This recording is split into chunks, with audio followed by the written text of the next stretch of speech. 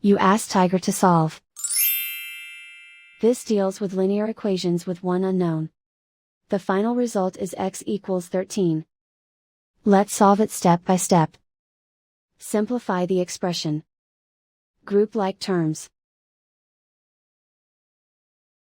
Simplify the arithmetic.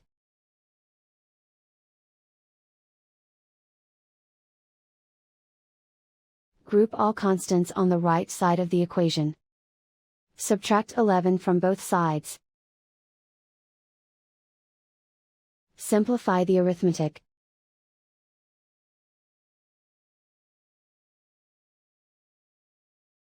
Isolate the x.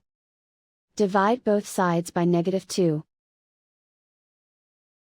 Cancel out the negatives.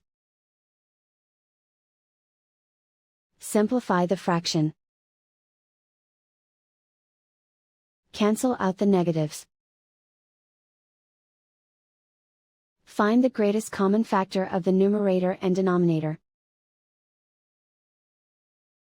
Factor out and cancel the greatest common factor.